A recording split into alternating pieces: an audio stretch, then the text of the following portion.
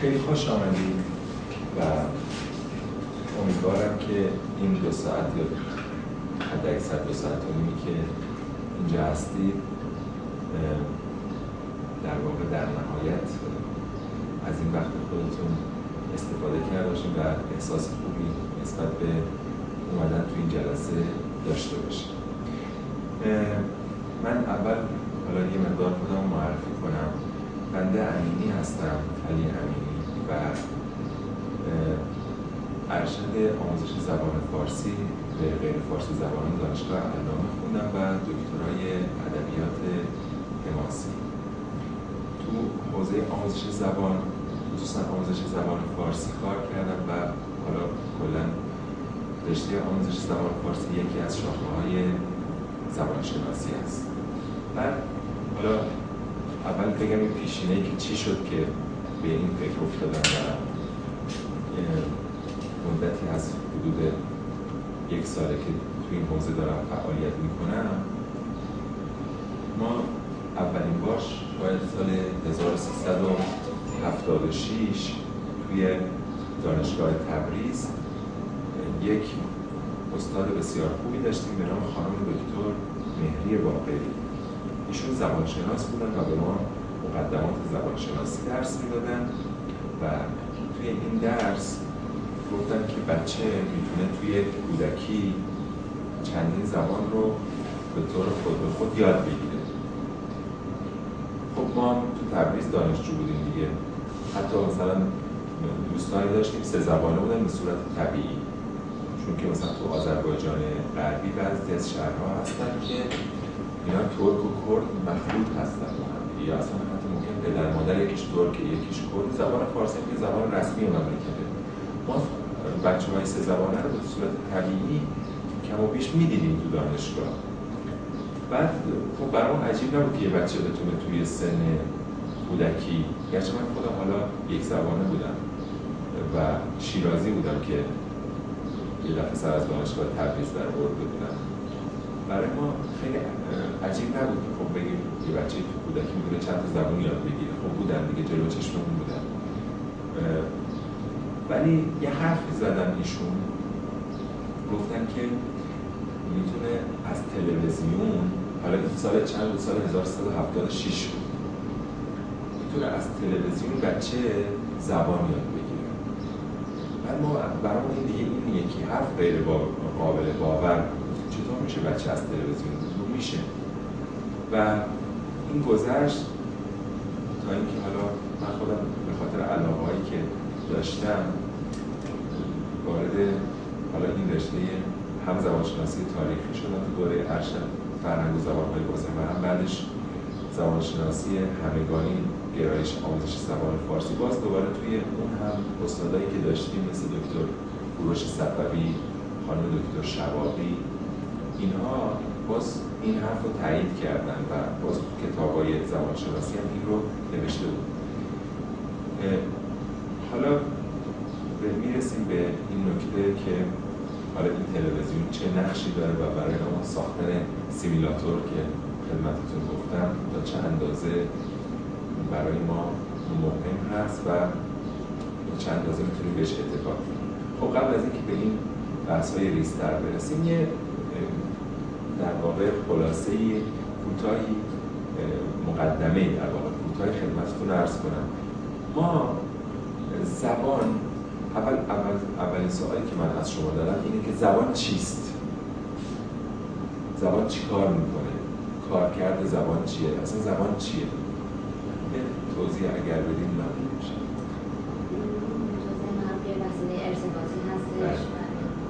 اولین چیزی که ما به ذهنمون میرسه این که زبان یک وسیله ارتباطی است. وقتی هم که میخوایم زبان یاد بگیریم یا به بچه‌مون توصیه میکنیم میگیم زبان یاد بگیر، میگیم یه 2 کلمه یاد بگیر، فردا رفتی خارج در نمونی. 2 کلمه یاد بگیر بتونیم صحبت کنیم، 2 کلمه یاد بگیریم بتونیم.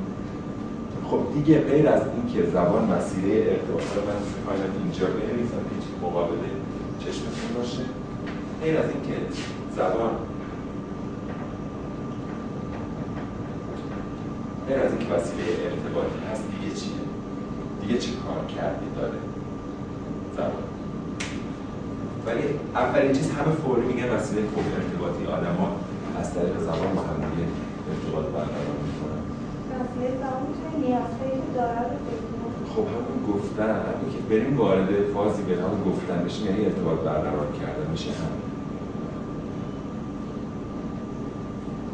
شاید مهمترین کارکرد زبان که همین الان که شما اینجا نشستید دارید ازش استفاده میکنید، ولی کمتر از این وسیله ارتباطی بودنش به چشم ما میاد فکر کردن است. زبان ابزار تفکره. یعنی ما در خلوت خودمون به تنهایی که نشستیم داریم فکر میکنیم. هر انسانی داره با زبان مادری خودش فکر میکنه و اگر زبان نبود آیا انسان تا چه اندازه میتونست فکر بکنه؟ یعنی اون وقت دیگه مرز بین انسان و حیوان دیگه شاید فاصله چندانی نداشت. اینکه به انسان میگن حیوان ناطق، همین ناطق بودن باعث تفکر هم میشه. یه لحظه با خودتون فکر کنید که اگر انسانی رو تصور کنید که زبان یاد نگرفته باشه بخواد فکر کنه چی کار میکنه؟ و این یه مقدار اصلا رشد تفکر و اصلا امکان تفکر از طریق زبان صورت میگیره. پس یکی از مهمترین چیزا هم اینه که زبان ابزار تفکره. هیچ ارتباطی هم درش نیست که نه با خودمون داریم فکر کنیم، با خودمون داریم حرف میزنیم موقعی فکر کردن. خب غیر از اینها زبان یک بسته فرهنگی هم هست. یعنی زبان در نهان خودش، پشت این لایه ظاهری که داره که خب مثلا بلد باشیم به انگلیسی مثلا ساندویچ و نمیدونم غذا و شام و نهار و اینا چی میشه که اگه رفتیم خارج بتونیم مثلا خودمون مستقیما بریم در یه فست فود بگیم اینو بده اونو میخوام. اینها خب دستم به انگلیسی میشه هند و گربه هم به انگلیسی مثلا میشه کت و خب یه قراردادهایی هست که توی زبان به یه سری اشیا یه چیزایی میگن، توی زبان یه چیزایی دیگه میگن. تفاوت مثلا دو زبان این فقط نیست و کارکرد حتی زبان غیر از وسیله ارتباطی و وسیله تفکر بودن، یکی از کارکردهای زبان اینه که در واقع یک بسته فرهنگیه. هر زبان در درون خودش یک فرهنگی هم داره و این فرهنگ با یاد گرفتن این زبان انگار این فرهنگ هم چی میشه؟ آموزش داده میشه. این مثال براتون بزنم. مثلا یک اروپایی مسیحی رو در نظر بگیرید که بیاد توی تهران زندگی کنه، توی یکی از شهرهای ایران عموما زندگی کنه و بخواد از مردم تو کوچه و بازار زبان یاد بگیره. مسلماً این آدم با همون مسیحی بودنش وقتی که زبان فارسی رو یاد گرفت، اگه یه روز اومد اینجا من خواستم مثلا بگم بیا کمک کن این میز رو جابجا کنی، بخواد خیلی به من نشون بده که زبان فارسی بلده، میگه یا علی مثلا اگر که میخواد حرف بزنه یهو مثلا میگه والا. خب این یا علی، این والا فقط یه لفظ نیست، پشتش یه فرهنگه، پشتش مثلا فرهنگ اسلام، فرهنگ شیعه هست. همونطور که توی زبان انگلیسی هم مثلا لفظ هللویا که خب مثلا توی ترجمه ها میگن بار الها، در واقع پشتش یه فرهنگ یهودی مسیحی نهفته است. این که میگن با یاد گرفتن یه زبان ممکن آدم مثلا با یاد گرفتن انگلیسی غرب زده بشی، همچین هم حرف بیراهی نیست، به خاطر اینکه اون فرهنگ غربی پشت زبان انگلیسی یا همراه با زبان انگلیسی وارد میشه. ما وقتی که دیالوگ انگلیسی رو بخونیم دارن از مهمونی رفتن و نمیدونم پارتی رفتن و اینا صحبت میکنن. یه واقعیت چون تو فرهنگشون اینه. اگه یه دیالوگ یه زبان دیگر رو بخونیم، مثلا زبان مغولی رو بخونیم، ممکن داره در مورد اسب سواری صحبت میکنن و هر زبانی یک فرهنگ رو هم منتقل. خب پس در واقع اینو بنویسیم بسته فرهنگی. همه اینها توی دو زبانگی، چون در واقع علت حضور شما در اینجا آشنایی با روش‌های پرورش کودک دو زبانه هست، همه اینها باز حضور خودش رو و نقش خودش رو توی کودک دو زبانه هم نشون میده. حالا تمام زبانهای دنیا یه ویژگی‌های کلی مشترک دارن. همه زبانهای دنیا کوچکترین واحد ارتباطی درشون جمله هست، نه؟ یعنی هر زبانی میخواد کره‌ای باشه، میخواد زبانهای آفریقایی بدوی مال قبایل آفریقا باشه، میخواد مال سرخپوستی باشه، هر چی باشه یک ساختارهای مشابه دارن، نه ساختارش یکی باشه. یکیش اینه که کوچکترین واحد ارتباطی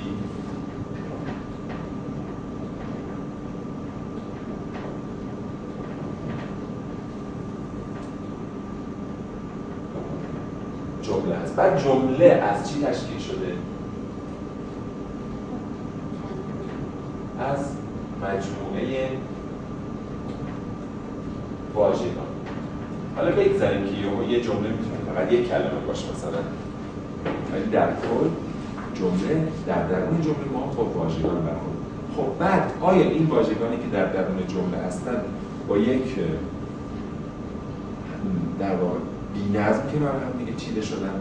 حالا میخواد زبان سرخپوستی باشه یا زبان آفریقایی باشه یا فارسی باشه یا عربی باشه یا کره‌ای باشه، یا یه نظم اینا رو کنار هم دیگه میچینه. همون در واقع که ما به طور عام بهش میگیم قواعد دستوری، توی زبانشناسی بهش میگن چی؟ روابط همنشینی.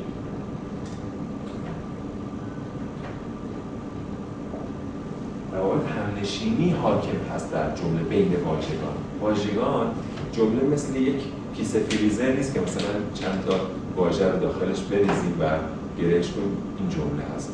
اینا رو با هم دیگه مثلا ادا کنیم بدون هیچ نظم و ترتیب.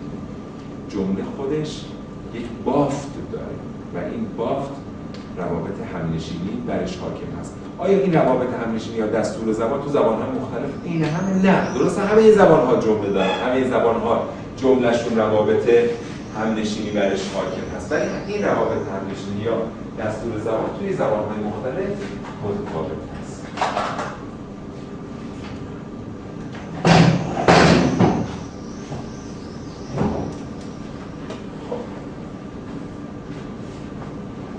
حالا خود واژگان کلمات رو در نظر بگیریم. خود کلمات از چیا تشکیل شدن؟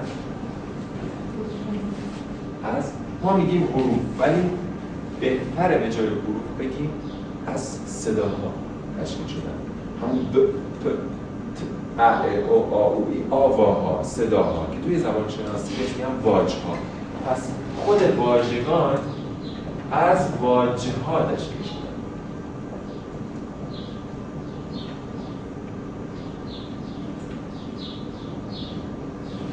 حالا واجها خودش به دو دسته صرف باشه. واجها به دو دسته مثبت و صامت تشکیل میشه. مثبت ها همون ا، او، آ، او، ای هستن توی زبان فارسی. صامت ها ب، ت، ت، س، فلان فلان فلان فلان. حالا من یه سوالی از شما دارم. آیا واجه های زبان های مختلف یکی هستن؟ یعنی آواها یا واژه هایی که تو زبان فارسی هستن فلان اینا با اونی که تو انگلیسی هستن مساوی ان و یکی هستن و عین هم هستن؟ مشترک دارن متفاوت هم دارن. یه چیزایشون بله مثلا هم در فارسی هست، هم در عربی هست و هم در انگلیسی، ولی در فارسی و انگلیسی هست و عربی نیست. یا مثلا ممکنه یه چیزی دیگری مثلا تو همون فاد و واد و تا و ذا و اینا تو عربی اینا برای خودشون یه آوا هستن، ولی تو فارسی ما فقط یه آوای ز داریم، ولی 4 تا حرف اون تو الفبا هست. تو الفبا خوانشش و صداش فرقی نمیکنه، ولی تو عربی 4 مدل اصلا نباید بگیم 4 تا ز داریم، اینا 4 تا صدای متفاوتن که به گوش مای فارسی زبان ز خونده میشه. یا همین که مثلا یه عده میان ترک‌ها رو مسخره کنن به ق میگن گ. این نیست که ترک‌ها به ق میگن گ. اون ساخت آوای زبان ترکی جوری هست که آنچه ما ق تلفظ میکنیم به یک واژی توی زبان ترکی نزدیک‌تره که اون واژ رو وقتی اون تلفظ میکنیم ما گ میشنویم. حالا اینها چه ربطی به دو زبان یکی داره؟ خب حالا اینها رو اینجا همینطور نگه می‌داریم میان سراغ این که یک کودک، یک نوزاد چگونه زبان را یاد میگیرد. مراحل روند دو زبانگی کودک از کجا شروع میشه؟ خب فکر میکنید که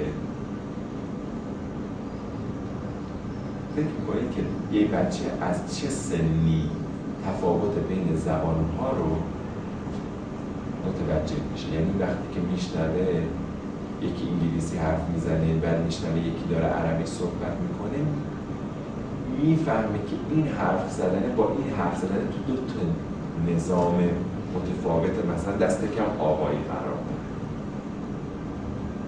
دیدین هر زبانی برای خودش نظام آوایی. چی؟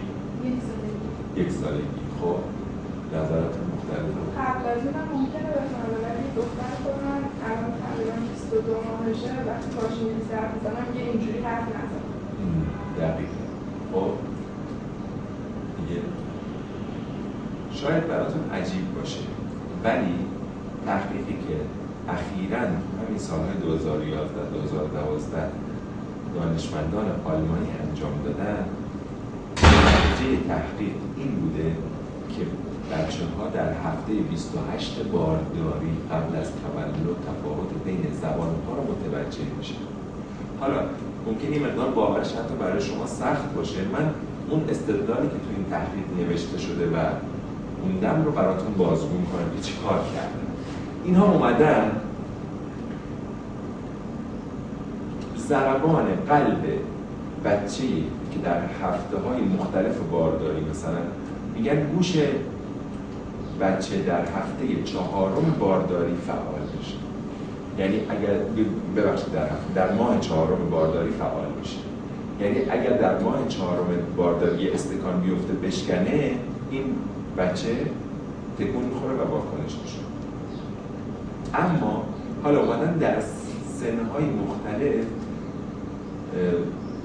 از مادر، مثلا اول از مادر شروع کردن توی هفته‌های مختلف بارداری، بعد از 4 ماهگی که گوش فعال شده، مثلا از مادر خواستن آلمانی صحبت کنه. دانشمندان آلمانی بودن، تو آلمان این تحقیق انجام شده، خواستن آلمانی صحبت کنه، ضربان قلب بچه رو گرفتن. بعد گفتن حالا بی زحمت انگلیسی صحبت بکن، ضربان قلب بچه رو گرفتن. در هفته 28 بارداری متوجه شدن وقتی که مادر آلمانی صحبت میکنه، بعدش انگلیسی صحبت میکنه، وقتی انگلیسی صحبت میکنه ضربان قلب جنین عوض میشه و متوجه شدن که نه تنها گوش از ماه 4 فعاله، بلکه از هفته 28 بارداری بچه‌ها تفاوت زبان‌ها رو احساس می‌کنن و متوجه میشه که این یه جور دیگه از آوا، به خاطر همین چی از ساخت آواییه. اون ساخت آوایی که توی هر زبانی هست متفاوته. بنابراین هفته 28 بارداری رو به عنوان یک نقطه شروع گرفتن برای ضبط و ضبط زبان‌ها و توجه بچه به زبان، به پدیده‌ای به نام زبان، نه فقط صداهای، حالا صدای نمیدونم در باشه، دیوار باشه، پنجره باشه، موسیقی باشه، نه، توجه بچه به پدیده‌ای به نام زبان. و خب این هفته 28 بارداری رو اگر ما شروع بگیریم، بچه از هفته 28 بارداری توجهش به زبان جلب و صداها رو میشنوه، کلمات رو میشنوه، معنیش رو میدونه. خب مسلماً نه، مسلماً فقط یک صداهایی رو میشنوه و تمایز زبانها رو متوجه میشه تا میرسه به تولد نوزاد. موقع تولد هم باز همینطوره. وقتی که بچه تازه به دنیا اومدن باهاش صحبت میکنن، متوجه میشید که یهو ممکنه ساکت بشه، توجه بکنه، چشماشو باز بکنه و آیا زبان رو متوجه میشه؟ نه. بچه ها بعد تولد یک وسیله ارتباطی در اختیار دارن. وسیله ارتباطی بچه ها در بعد تولد چی هست؟ گریه کردن. با گریه ارتباط برقرار میکنن و احتیاجاتشون رو برآورده میکنن. میخوان بچه یک روزه بشه. و این هم دیگه همه میدونن که توی این سالهای اخیر، شاید 10 سال پیش خیلی ها نمیدونستن که گریه های مختلف بچه ها فرق میکنه. گریه گرسنه بودن با گریه مثلا کثیف بودن، با گریه‌ای که خسته و خواب‌آلود هست فرق می‌کنه. و باز دوباره دانشمندان اومدن گریه‌های بچه‌های نقاط مختلف دنیا رو ضبط کردن و با هم مقایسه کردن. دیدن مثلا گریه گرسنه بودن یه بچه ژاپنی با گریه گرسنه بودن یه بچه عرب با یه بچه برزیلی هیچ فرق با هم دیگه نمی‌کنه. یعنی اینا یک صوت حیوانی و غریزی هست که بین بچه‌های نوع انسان در سراسر دنیا هیچ تفاوتی قائل نمیشه. و جالبه که شاید حتی مادرها دقیقاً متوجه بعضی از حالا مادرها توی با تجربه کم متوجه گریه بچه‌ها نشن که این گریه چه مفهومی داره، ولی خود بچه‌ها متوجه گریه همدیگه میشن که چون خودشون از این وسیله دارن استفاده میکنن. متوجه میشه یک نوزاد 2 ماهه عرب متوجه میشه که این گریه نوزاد 2 ماهه مثلا ژاپنی ناشی از چه نیازی هست و چه مشکلی هست. خب از ماه 4 تولد، یعنی ماه 4 نوزادی، یک اتفاق میفته. اون چه اتفاقی هست؟ حدود ماجرا، همه اینا حدود. بله بچه شروع میکنه به تولید صداهایی از توی گلوش. از اینجا هست که دیگه بچه عرب و ژاپنی و برزیلی با هم دیگه تفاوتشون شروع میشه. این صداهایی که بچه تولید میکنه چی هست؟ در واقع تلاشی هست برای چی؟ تلاشی هست برای تقلید صداهایی که شنیده. از بنابراین بچه برزیلی با بچه ژاپنی یه چیزایی واحد نشنیدن، بنابراین دیگه این فرق کنه. ما تو زبان فارسی بچه که این صدا رو از خودش در میاره میگیم داره چیکار میکنه؟ آنان. مثلا ما میگیم آهو آهو میکنه، نه؟ تو زبان انگلیسی به این پدیده میگن بابلینگ.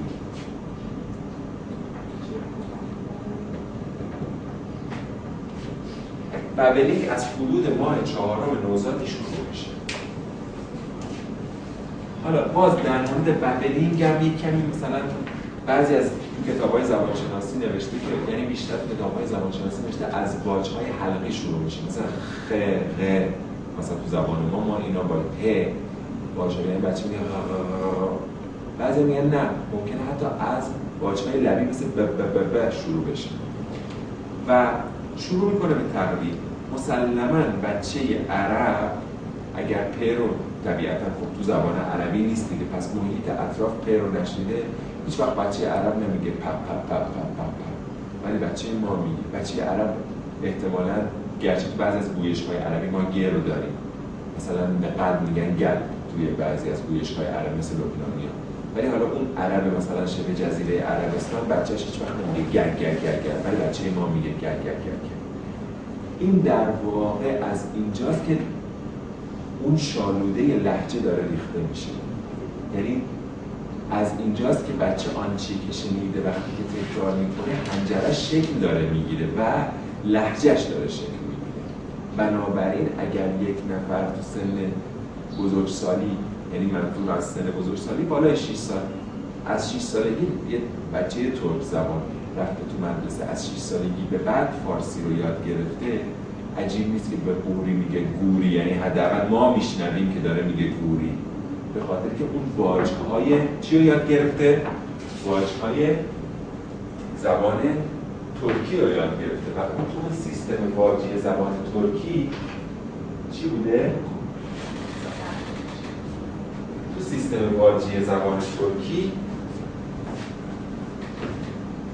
اون چیزی که واژه گما هست وجود نداره. یک واژه دیگری هست، اون چیزی که واژه قما هست وجود نداره، واژه‌ای هست که به گما شبیه تره. این که ما خودمون انگلیسی رو یاد میگیریم، میریم تو کشور انگلیسی زبان، بفرمایید، تو کشور انگلیسی زبان میریم و تو این کشور انگلیسی زبان نمیتونیم دبلیوی انگلیسی رو درست تلفظ کنیم. دبلیوی انگلیسی رو معمولا و تلفظ میکنیم، در صورتی که اون دبلیوی انگلیسی یه چیزی بین ب و ب هست. وات مثلا همچین چیزی. تی ایچ انگلیسی که یه وقتایی و مثل دالزار عربی و وقتایی ف مثل سه نقطه عربی هست رو نمیتونیم تلفظ کنیم. چرا که اینجا شکل نگرفته، این دیفالتش برای ما به وجود نیومده. این خیلی مهم هست. حالا بچه‌ای که در معرض مثلا دو زبان فکر کنید انگلیسی و فارسی از بعد تولد قرار گرفته، چه اتفاقی میفته؟ اون دبلیو هم زبان انگلیسی رو فکر نکنید که مثلا خب زبان فارسی و زبان انگلیسی دیگه بهش که مشترکه، دیگه ببایی که میگه از اون چیزی که توی ببا و پپپپا و گگگگگر این واژه‌های مشترکه. چند تاش که متفاوت هست بین انگلیسی و فارسی. یعنی اگر قرار بود تو زبان فارسی مثلا 28 واژه یاد بگیره، زبان انگلیسی هم 26 تا واژه داره. این 26 به اضافه 28 نیست. نگاه تعداد واژه‌های زبان فارسی حدوداً 28 تا هست. تعداد واژه‌های زبان انگلیسی 26 تاست. ولی از اینها تعداد واژه‌های مشترک شاید 20 تاش مشترک باشه. 20 تاش مشترکه. این 8 به اضافه 4 به اضافه 14 تا متفاوت میشه 34 تا. یعنی بچه‌ای که به طور طبیعی تو زبان فارسی 28 تا واژه میخواد یاد بگیره، اگر در معرض زبان انگلیسی هم باشه میشه 34 تا. یعنی فشاری بهش نمیاد. تازه خیلی از زبان‌ها هست، مثلا زبان کره‌ای 40 تا واژه داره، 40 تا آوا داره. فلاناش که جمع می‌زنی و 34 تا یاد گرفتن چیز عجیب و غریبی نیست. خب بعد از تقلید واجی که مثلا بچه میگه رو مثلا شروع میکنه به تقلید هجایی. هجا چیه؟ هجا چی هست؟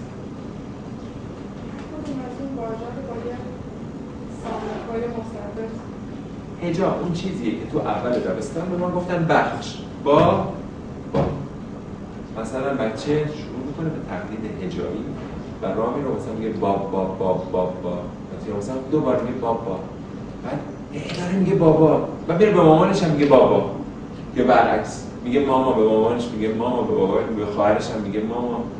اینجا نیست که مثلا واژه مامان رو یاد گرفته و مفهومش رو بلده، اصلا به این معنا نیست، بلکه در اینجا بچه ما فقط داره هجای مثلا با رو، یعنی بخش با رو دوبار تکرار میکنه، بخش ما رو دوبار تکرار میکنه.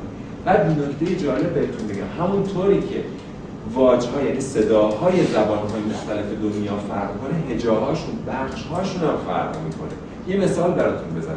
مثلا در آغاز کلمه ما بخش فارسی آغاز کلمه هجایی که با دو تا صامت شروع بشه نداریم. ما در فارسی نمیتونیم بگیم، توی فارسی هجا یا بخش ستا رو نداریم. ما تو فارسی میتونیم بگیم استا ولی نمیتونیم بگیم ستا. بنابراین واژه‌هایی مثل start،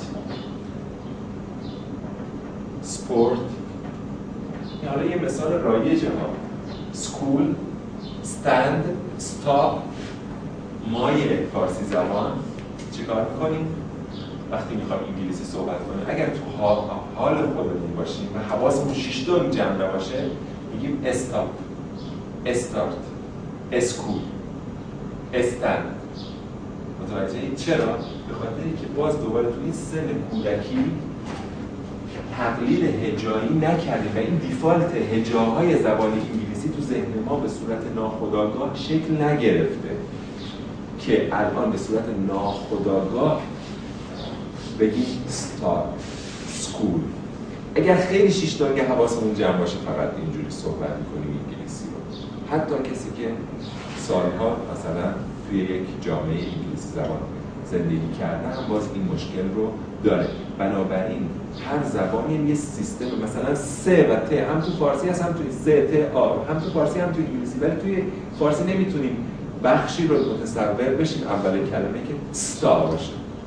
استا هست، ستا نیست. یعنی تو انگلیسی هست ستا با دو تا صامت شروع میشه. خب بعد از تقلید هجایی بچه شروع میکنه به تقلید واژگانی. حتی ممکنه یه واژه رو مثلا شما دارید توی مثلا همین جلسه گذشته، هفته گذشته، همین صحبت‌ها رو داشتیم، یه خانمی بودن گفتن که ما توی همین تلویزیون جمهوری اسلامی داشتیم یک سریال نگاه می‌کردیم، یکی به یکی گفته گم شد. بچه هم دیگه راه میره و این رو تکرار میکنه. حالا این بچه معنیش رو مسلما به هیچ عنوان هم معنی این گم و شو رو بلد نیست. اما چرا به نظرتون حالا دست گذاشته روی این داره تکرار میکنه؟ فکر کنید برای چیه؟ چرا یه دفعه توجهش به این واژه جلب شده؟ اونم نمیدونه که اصلا این یه چیز بی‌ادبانه هست مثلا. نه؟ چون جدیده براش. آفرین. به خاطر که جدید این دیفالت واژگان دیگه تو ذهنش شکل گرفته. مثلا آب و نون و اینا خیلی به صورت مجاز از صبح تا شب مامان باباش براش گفتن آب، این آبه، این نونه، آب، نون، فلان. اینا رو حالا تکرار کرده نکرده دیفالتش تو ذهنش داره شکل میگیره. خیلی‌هاشو تکرار میکنه، خیلی‌هاشو تکرار نمیکنه. خیلی‌هاشو معنی‌هاشو بلده، خیلی‌هاشو معنی‌هاشو بلد نیست تکرار. ولی یه چیز جدید میشنوه و حالا این چیزی که جدید شنیده مثل یک جذابیتی براش داره و دوست داره باهاش بازی بکنه و با این بازی میکنه. خب پس یه دوره ممکنه بچه به یک تقلید توتیوار حتی واژگان برسه. حالا واژگان چی هستن؟ چرا ما توی انگلیسی به گربه میگیم کت، تو فارسی میگیم مثلا گربه، تو عربی میگیم قط، در صورتی که همون جونه ورد هست. به این میگیم جدار، دیوار، وال، توی انگلیسی، فارسی فلان. اینا چی هستن؟ حقیقت بیرونی جهانش همینه، ولی توی زبان بهش اینو میگن، توی زبان دیگه بهش یه چیز دیگه، توی زبان دیگه یه چیز دیگه. یعنی یه حقیقت واحد تو 3 تا زبان، تو 10 تا زبان، تو 100 تا زبان 100 تا صوت متفاوت داره.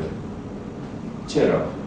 و این چی هست؟ و این قانون چی هست؟ نگاه کنید توی زبان یک اصطلاحی هست میگن دال و یه اصطلاح دیگه میگن مد لول.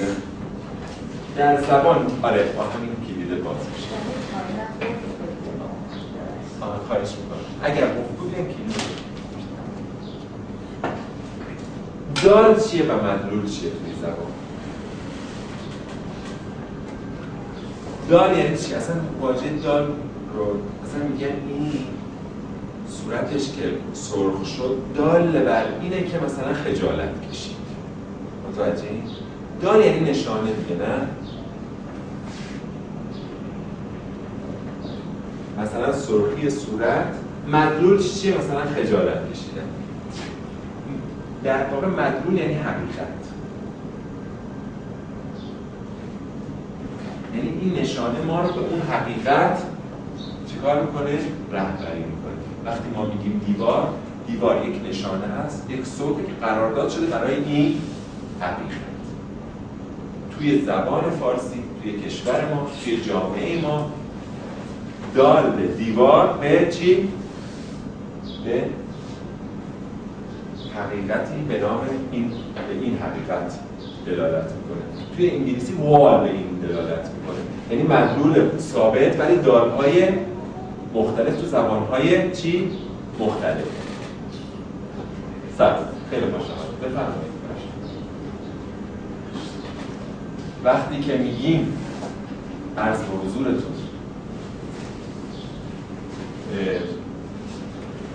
گربه یه موجودیه، این موجود چیه؟ مدلوله. خود حقیقت این موجود مدلوله.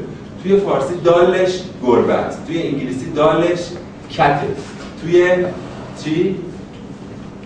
توی عربی دالش قط هست.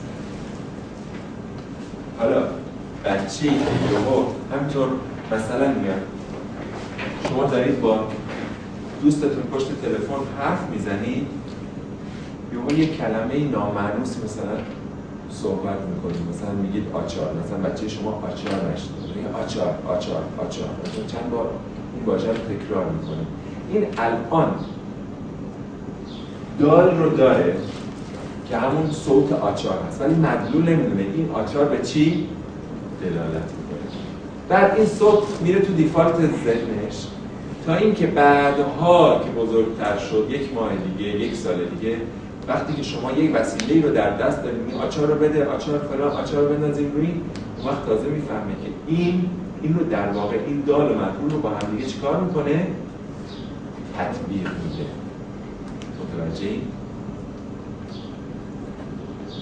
وقتی که یکی توتیوار یه چیزی رو داره تکرار میکنه فقط یک صوت رو داره تکرار، فقط دال تو دستشه، نمیدونه در مدلولش چیه.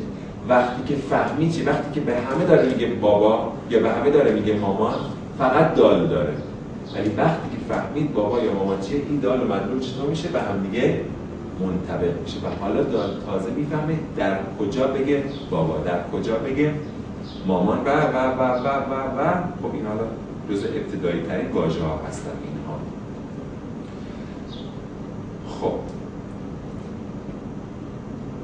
یه وقتایی هم ممکنه ما یه دال داشته باشیم. خب یه وقتایی ما ممکنه یه دال داشته باشیم ولی تو زبان‌های مختلف این دال چی باشه؟ به مضمون‌های متفاوتی اطلاق بشه. مثلا چیزی که ما تو فارسی میگیم کار، توی انگلیسی هم همین کار، مثلا حالا ریش مقدار فرق میکنه. این توی فارسی کار یعنی مثلا فعالیت و توی انگلیسی کار یعنی ماشین و اینها صوت تقریبا علاوه یکسانه اما مدلولش تو دو تا سیستم زبانی متفاوت. خب حتی ممکنه بچه جملاتی رو به صورت توتیوار تکرار کنه و بعد متوجه بشه که در چه موقعیت زبانی اینها رو تکرار کنه. بعضی وقتا یک جمله رو به طور کلی چه توتیوار تکرار میکنه، مثلا آب میخوام و سر موقعیت خودش تکرار میدونه که آب میخوام، پشتش بهش آب میدن. ولی به مرور که واژگان زیادی یاد گرفت میتونه با همین جمله آب میخوام دست به تولید جملات مختلفی بزنه و زایایی انجام بده. یعنی بگه شیر میخوام، نون میخوام، نمیدونم اسباب بازی میخوام، بابام میخوام، مامانم میخوام، اینو میخوام، اونو میخوام. این میشه زایایی.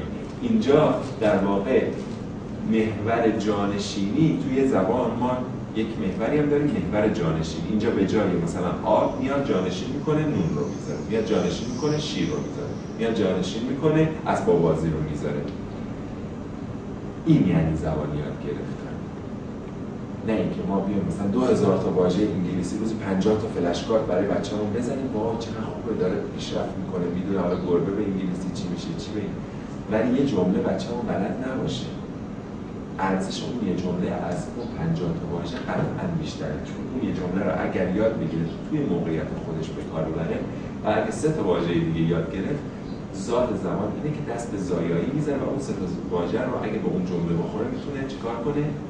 جابجا کنه. این هی فکر کنیم زبان یه جعبه لغت، همین لغت یاد می‌گیریم، همین لغت یاد می‌گیریم، همین لغت یاد می‌گیریم. بچه‌مون تعداد زیادی لغت بلده ولی هیچی در واقع زبان بلد نیست. این بچه نمیشه اسمشو گذاشت. درسته ما الان توی سن و سال خوبه که یه عالم لغت بلد باشیم، لغت خیلی کارمون رو راه میداده. خب بالاخره ما 4 تا جمله بلدیم، ما ازمونم گذشته که به صورت. خب حالا یک سوال دیگه، مهارت‌های زبانی چیا هستن؟ درباره مهارت‌های زبانی صحبت کنیم که چی هست؟ اولین مهارت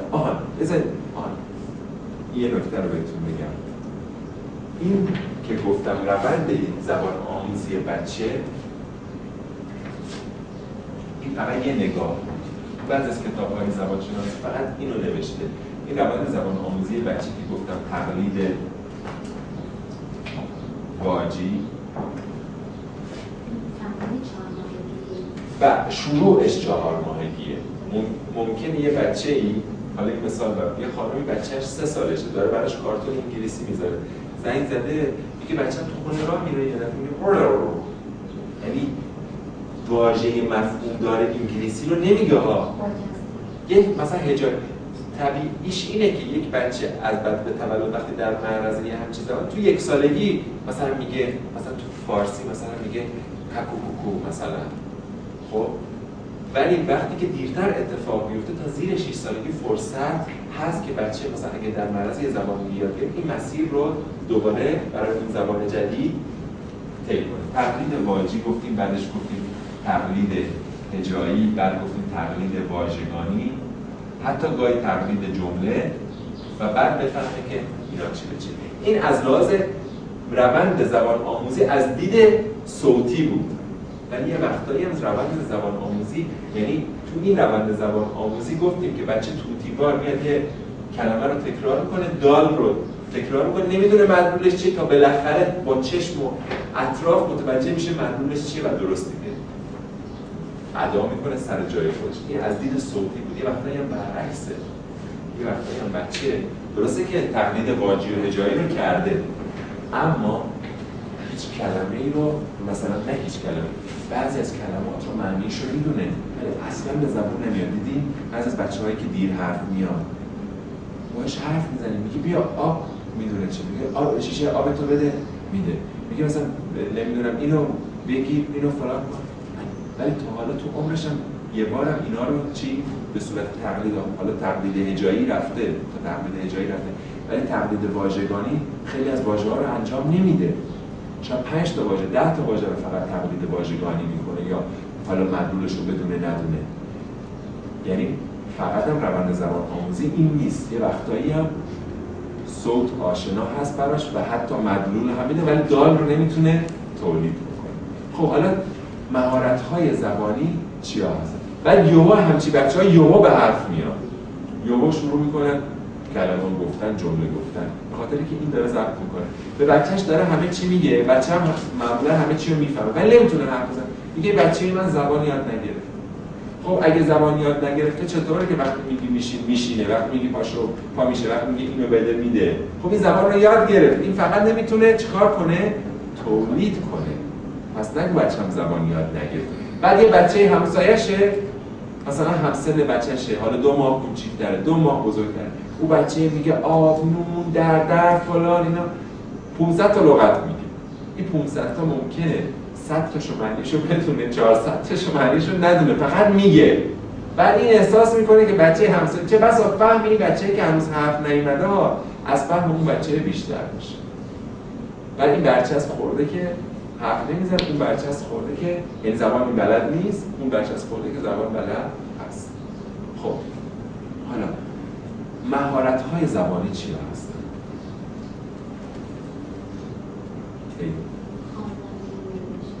خب اولین مهارت زبانی رو به نظر شما چی هست؟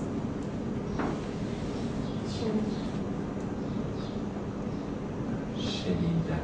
خب شنیدن پشت این که ما یه چیز رو میشنویم چه اتفاقی میفته؟ وقتی که یه چیز رو میشنویم میفهمیمش دیگه، نه درکه. پس اولین مهارت زبانی فهمیدن.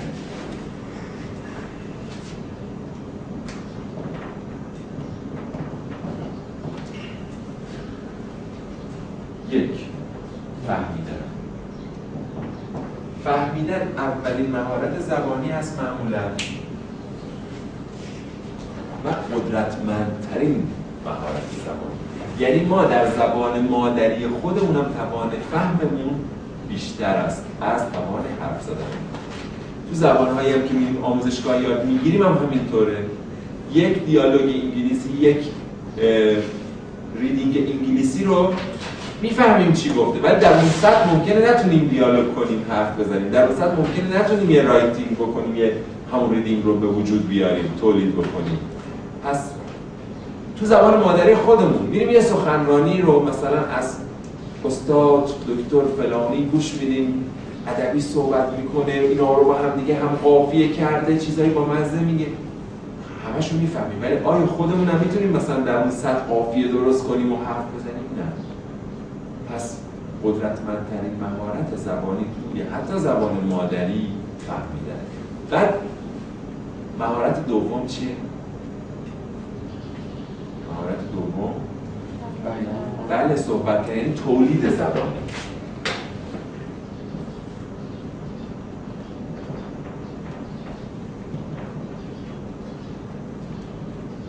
تولید زبانی این در همیشه مصرف از تولید راحت تره، نه؟ این هم مصرف میکنه، مصرف کننده میاد. ولی اینجا میخوای چیکار کنی؟ تولید. باز دوباره تو حتی زبان مادری هم این موضوع هست. خب بعد سوال بعدی من از شما، آیا خواندن و نوشتن جز مهارت‌های زبانی هستن یا نیستن؟ باشه. اینجوری که می‌پرسین یعنی نیست. آره، اینجوری که می‌پرسم یعنی خیلی هم نباید بگیم خیلی معتقد باشیم که هستن. با یه شرط و شروطی. حالا نگاه کنید. محافظه کارترین زبانشناسان میگن بشر 1,000,000 سالی که داره صحبت میکنه، در همین ساختار جمله و مجموعه واژگان و توی قواعد دستوری روابط همنشینی و داشتن واژه‌ها و فلان اینها 1,000,000 سال بشر داره صحبت میکنه. فکر میکنید در متمدن ترین نقطه دنیا چند ساله که خواندن و نوشتن رواج پیدا کرده و اختراع شد؟ یعنی قدیم‌ترین تمدن بشری که تمدن سومر بوده چند سال پیش شروع کرده به خواندن و نوشتن. گرچه همین الان هم یه سری قبایلی هستن اصلا نه خواندن دارن و نه نوشتن، ولی زبان دارن، حرف میزنن، جمله دارن، جمله میشه زبانشون رو ببری تحلیل کنی، دستورش رو در بیاری فلان چنان. تقریبا 5,000-6,000 سال شد. دقیقاً 6,000 سال پیش قدمت خواندن و نوشتن تو قدیمی ترین نقطه، تو متمدن ترین نقطه تو تاریخ بشر به 6,000 سال برمیگرده. گرچه یه بخشی از بشر همین امروز هم نه خواندن دارن و نه نوشتن. خیلی آدم‌ها تو جامعه خودمون بی سواد کامله ولی خیلی دقیق از لحاظ دستوری درست صحبت می‌کنن. ما شاعر بی سواد هم داشتیم مثلا شاطر عباس که یه شاعر خیلی شعرهای قشنگی داره، بی سواد هم. خواندن نوشتن پس جز مهارت‌های اصلی و غریزی زبانی نیست.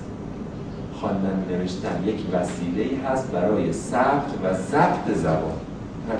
این وسیله ثبت و ضبط زبان قرارداد شده. گفتم خب این نشانه‌ها رو بذاریم، اینا رو وقتی که چشممون بهش افتاد فلان صوت تو گوشمون شنیده بشه، فلان صوت هم که داله هست بر فلان مدلول.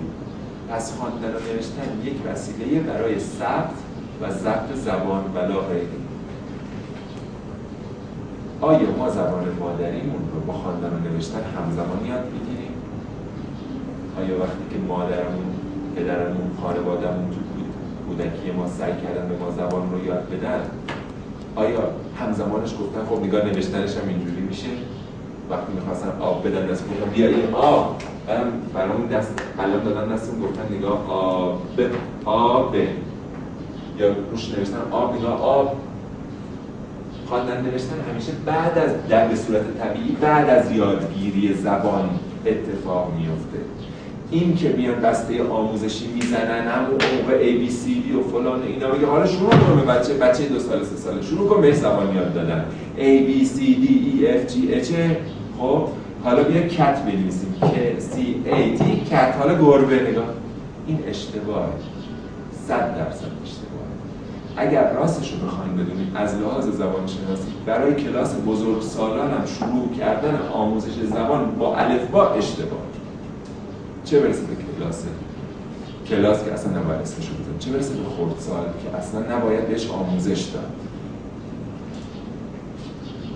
متاسفانه این که جا افتاده که این مرد کودکات و تبلیغات خودشون می‌نویسن کلاس‌های آموزش زبان، این که بچه‌ای که هنوز مامی شورت داره، نمیدونم پمپرز داره، میبرنش کلاس زبان، کتاب تاینی تاک داره و اینها. آموزش زبان به کودکان زیر 6 سال چه بسا زیر 8 سال اشتباه است و نباید آموزش داد، به خاطری که سنی هست که خودش زبان رو چیکار میکنه؟ جذب محیطی میکنه. ما خیلی زرنگ باشیم بتونیم هم محیط مصنوعی رو درست کنیم و بچه رو غربه سازش کنیم. این روشی که ما میخوایم ازش صحبت کنیم توی انگلیسی بهش میگن چی؟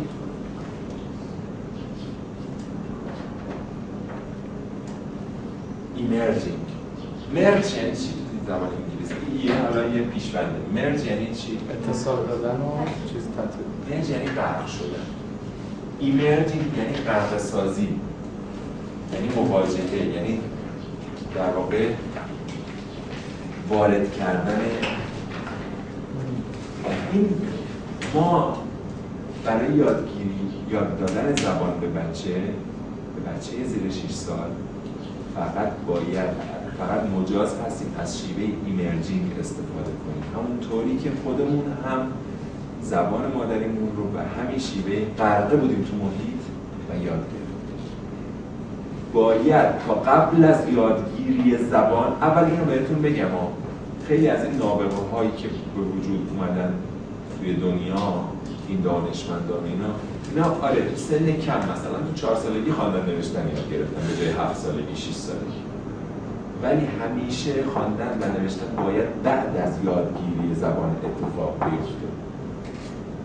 شروع کردن خواندن و نوشتن همزمان با آموزش زبان به بچه، حالا میخواد ایمرجینگ باشه میخواد آموزش، اشتباه مضاعف. اگر شروع کنیم یه کلاس آموزش زبان رو به بچه بذاریم، میگیم دست انگلیسی میشه هند، نمیدونم گربه به انگلیسی میشه کت، این که خودش یه اشتباهه.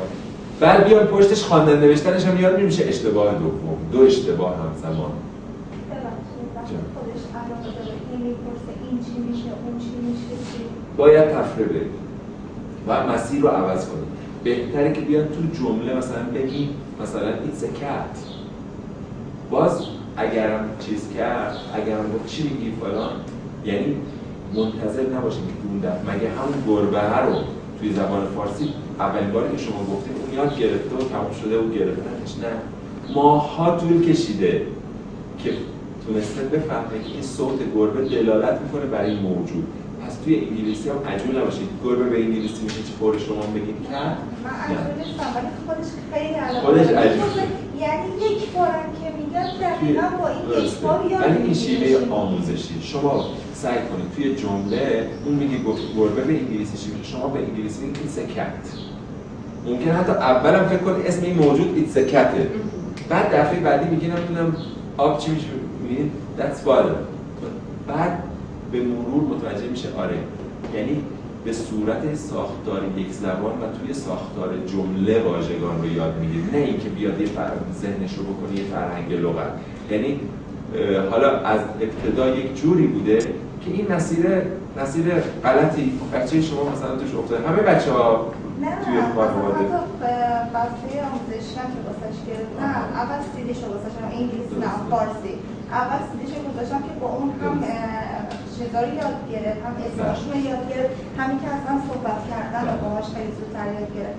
بعد فلش کارتاشو میگم الان خودش میگم، یعنی من اصلا چیز ندارم. همون بسته آموزشیه بنیانگذار این روند میشه که حالا شما باید روند رو عوض کنید با تفره رفتن، یعنی جوابگو باشید به سوال ولی به شیوه درست خودش. موسی به دین خود، عیسی به دین خود. یکی از دوستان بودن که با بچه خودش انگلیسی صحبت می‌کردن، بچه تا سنش کم بود همراهی می‌کرد. بعد یه روز زنگ زدن گفتن که بهش دارم میگم قبلا حتی انگلیسی هم یه چیزای جوابم میداد. من میگم الان وقتی بهش میگم don't do that، میگه don't do that نگو، یعنی انگلیسی صحبت نمی‌کنه. بچه خوشش نمیاد باشه انگلیسی صحبت. گفتم نگاه کن، موسی به دین خود، عیسی به دین خود. ما الان تو یه کارگاهی داریم، کارگاه مادر و کودک روزهای چهارشنبه تو شهرآرا تشکیل میشه. بچه مثلا میخواد رنگا رو بهشون یاد بده، اون خانم مربی کارگاهمون میاد یه مشت اسباب بازی میاد اوه ایتس بلو مثلا اینجوری میاد یاد میده، میگه بچه‌ها این آبیه، خب آبی به انگلیسی میشه چی؟ بلو. یا ایتس بلو. بعد یه دفعه بچه میگه این آبیه، این تو ذوق بچه میگه yes that's blue، یعنی موسی به دین خود، عیسی به دین خود.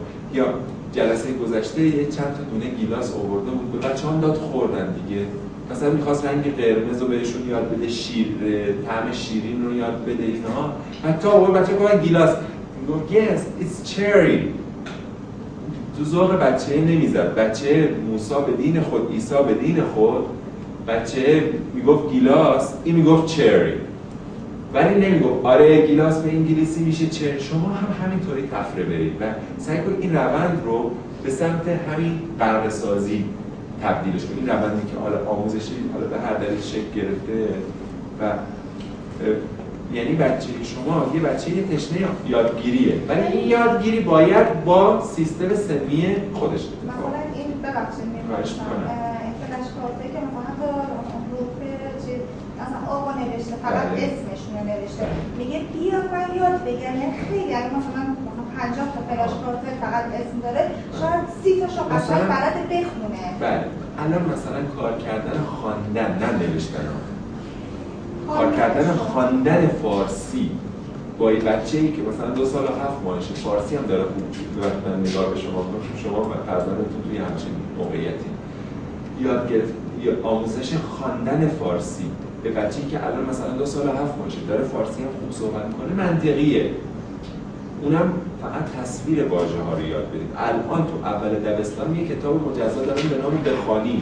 این کتاب بخوانی میان فقط تصویر واژه رو یاد میدن به بچه. اشکالی نداره. این تصویر رو و بعد نگاه کنید ثابت شده که بچه‌های زیر 6 سال نباید به صورت جزء به جزء و کلاسیک بهشون یه چیزی رو آموزش بدید. شما اگر بخواید از دوستتون که مثلا توی موبایل وارد هست بپرسید بگید ببخشید من چجوری برم گیمش رو بیارم، میگه اول برو تو اکسسوریز، بعد برو تو نمیدونم چی فایلز، بعد برو داخل فلان، بعد نوشته گیمز فلان. ولی بچه شما گوشی شما رو دست میگیره و به صورت یه جور انگار ناخودآگاه و غریزی میره گیمش رو میاره، نه چیزای انگلیسی بلده. این چه اتفاقی افتاده؟ این در واقع به صورت کلی این فضا رو لمس کرده و انگار یه تصویر، یه فیلمی دیده از حرکت مثلا دست شما یا از تجربه های خودش که هی این با این ور رفته و اون رو داره تکرار میکنه. دنبال آموزش جز به جز نبوده که اول برم داخل این بعد برم داخل این. یه تصویر کلی از این حرکتی که بخواد به این نقطه مثلا گیم گوشیه برسه رو تو ذهنش ضبط کرده و اون رو داره تکرار میکنه. این یادگیری لغت به لغت هست اولش و بعد وقتی که لغت ها رو یاد گرفت اون وقت بفهمه این لغت از این اجزای این حروف تشکیل شده. مخصوصا خط فارسی ما که خیلی از مثبت ا او آ او ای توش نیست، بخواید شما به بچه‌تون حرف به حرف یاد بدید اون وقت دیگه اون خودش هم یه مصیبت اضافه است. تا حالا مثل انگلیسی باشه که اگر مثلا بخواد بنویسه کار CAR دقیقاً همه چیزاش وجود داره، اون وقت اون خودش یک دردسری هست. باید حتما از خواندن شروع بشه. خواندن و نوشتن حالا بهتره بگیم اول خواندن، بله برای بچه‌ای که توی زبان راه افتاده حالا شروع کنیم چند تا واژه با فلشکار بهش تصویر کلی رو نشون بدیم. یک کتاب قصه رو بیاریم انگشتمون رو بزنیم که این در مورد فارسی ها، یا اگر انگلیسی وقتی که انگلیسی راه افتاد انگشتمون رو بذاریم دیروز فلان فلان، هیچ الزامی هم نکنیم که بیا یاد بگیر. این با این انگشت ما وقتی که انگشت میاد روی میگیم دیروز، این یه چیزی تو ذهنش ثبت میشه که این دیروزه و ممکنه یه روز دیگه یک فلش کارت دیگه بیاد، یک کتاب قصه دیگه بیاد و خودش یه دفعه دست بذاره بگه دیروز. همین خوبه و دنبال آموزش جز به جز نباشید. ما ذهنمون اینجوری شکل گرفته که دنبال یادگیری مرحله به مرحله و کلاسیک از نقطه آ به بی، از نقطه بی به سی و میگن این شیوه نیمکره چپ مغزه. بعد میگن بچه‌های زیر 6 سال نیمکره راستشون فعاله و نیمکره راست دنبال یادگیری اینطوری نیست. میخواد جذب کنه، کلیت‌ها رو جذب کنه، تصویرهای کلی رو جذب کنه. یک دانشمند انگلیسی، دانشمندم نبوده، یک دانشجو دکترایی بوده توی انگلستان، همین رشته‌های علوم تربیتی و مثلا پیش دبستانی و دبستانی و اینها، برای پایان نامه دکتریش پا میشه میره هند توی یک روستایی که چون همچین چیزایی مثلا دیده بوده مثلا بچه انگلیسی مثلا به گوشی مامان باباش مسلط‌تره تا خود مامان باباش، میتونه همه چی استفاده کنه. بعد گفته خب این بچه بالاخره توی این جامعه بوده، شاید یه برنامه آموزشی از تلویزیون پخش شده، یاد داده که با کامپیوتر با گوشی چیکار کنه.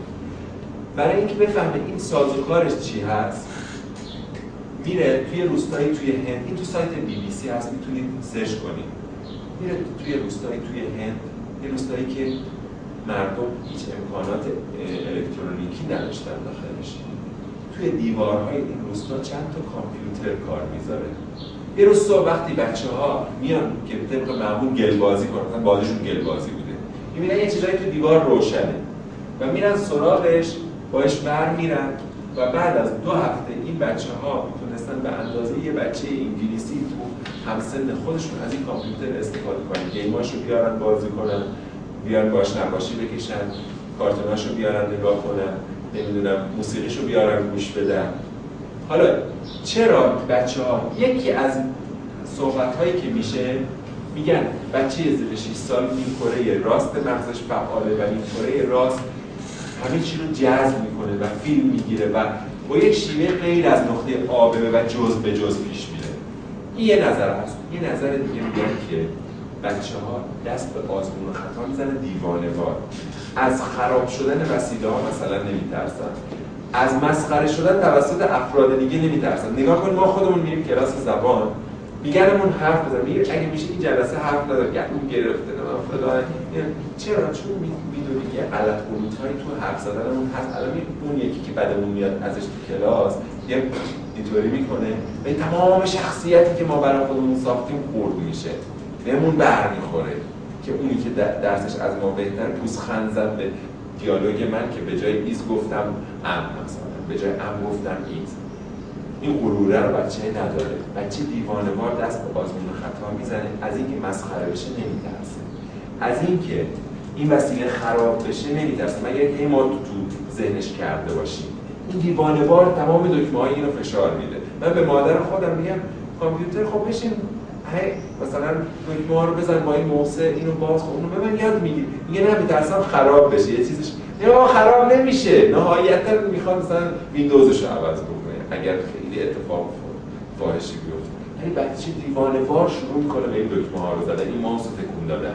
از مسخره شدن نمیترسن، از خراب شدن نمیترسن و این باعث میشه که دست به آزمون خطا میزنن و این باعث یادگیریشون. اون نظریه هم میگه نه اصلا اون کره راست یه جور دیگه همه چیزو یاد میگیره. الان شیوه‌هایی هست توی همین شهر یه مراکزی هستن که میان و میگن که به بچه‌تون از اصلا ربطی به زبان نداره، به طور کلی ریاضی چه میدونم هر چیز دیگه، میگن به بچه‌تون جز به جز یاد ندید، کلیت رو یاد بدید. این روش‌های مختلفی هست. مثلا یه دانشمند ژاپنی است به نام شیچیدا، مثلا میگن ما بر اساس متد شیچیدا کار می‌کنیم و کلاً این آموزش جز به جز رو نفی می‌کنه. این حرف مثلا مرد تنها نیست که اینجا بخوام به شما بگم. خب این مهارت‌های زبان، این دوتا رو آبی نوشتیم، دوتای بعدی رو قرمز می‌نویسیم. خواندن که اول خواندن و بعد 4 نوشتن. که گفتیم اینها مهارت‌های اصیل زبانی نیستن بلکه چی هستن؟ یک وسیله برای ثبت و ضبط هستن. خب حالا یک سوال، زبان مادری یا زبان اول چی؟ به نظر شما زبان اول یا زبان مادری تعریفش چی؟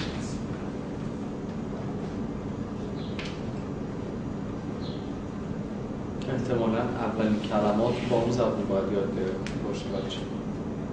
حالا بیام اصطلاح زبان مادری رو کنار بذاریم. ما بگیم زبان اول.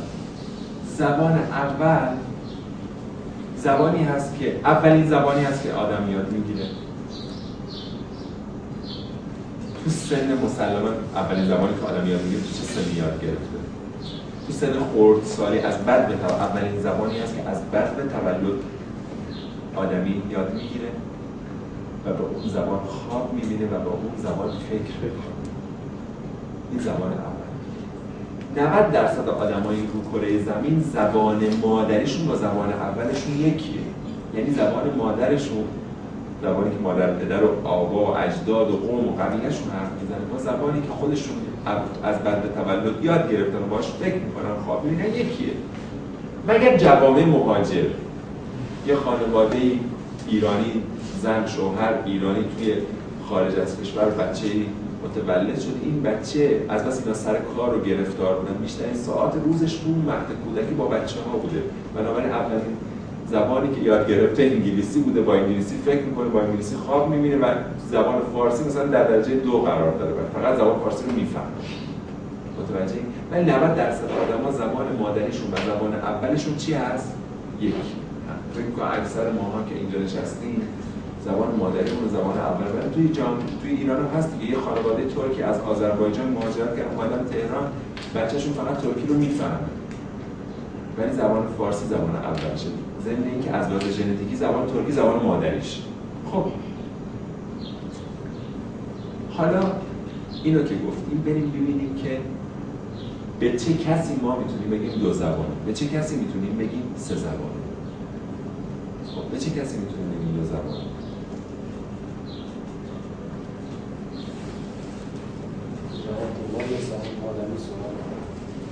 خب نگاه کنید، به یه اعتبار کسی که دو تا زبان بلد باشه عملاً میتونیم بهش بگیم دو زبانه، کسی که سه تا زبان بلد باشه میتونیم بگیم سه زبانه. ولی این از لحاظ تخصصی خیلی دقیق نیست. ما حداقل در اینجا به کسی میگیم دو زبانه که دو زبان رو تو سن زیر 6 سالگی به صورت جذب طبیعی و محیطی یاد گرفته. به کسی میگیم سه زبانه که سه زبان رو سن زیر 6 سالگی به صورت جذب طبیعی محیطی، 4 زبان رو سن زیر 6 سالگی به صورت جذب طبیعی محیطی یاد گرفته باشه. خب اصطلاح انگلیسیش فرد یه زبانه مونولینگوال، دو زبانه بایلینگوال، سه زبانه ترایلینگوال، خب چند زبانه مالتیلینگوال. حالا کسی که زبانی رو یا زبانهایی رو در سن زیر 6 سالگی به صورت جذب طبیعی و محیطی یاد گرفته باشه منطقاً ممکنه به صورت سویچ کنه، یه موقع با این فکر کنه، یه موقع با اون فکر کنه، یه موقع با این خواب ببینه، یه موقع با اون خواب ببینه. مثلا دخترموی من که توی آمریکا بزرگ شده از سن 1 سالگی رفته آمریکا، بهش من حالا صحبتم باهاش روی گوشی سیو کردم، یعنی ضبط کردم. بهش میگم که به انگلیسی فکر کنی یا به فارسی؟ میگه بیشتر به انگلیسی فکر میکنم. میگم به فارسی هم فکر میکنم؟ میگه آره. میگم کی؟ میگه وقتی که دارم به بابام فکر میکنم. میگه از بچگی بابام اجبار میکنه، گفت من باید فارسی حرف بزنم، تو هم باید با من فارسی حرف بزنی، ولی مامانم با اون انگلیسی حرف میزنه. گفت وقتی که اصلا یادم به بابام میفته یه دفعه فکرام فارسی میشه. گفتم خواب چی؟ گفت خوابم اگه تو خواب بابامو ببینم فارسی حرف میزنم باهاش و اصلا خواب فارسی میشه. اینطوری هست، یعنی تو اون فضا.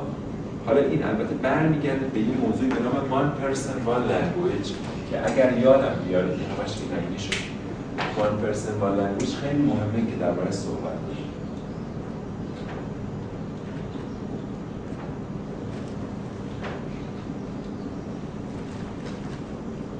خب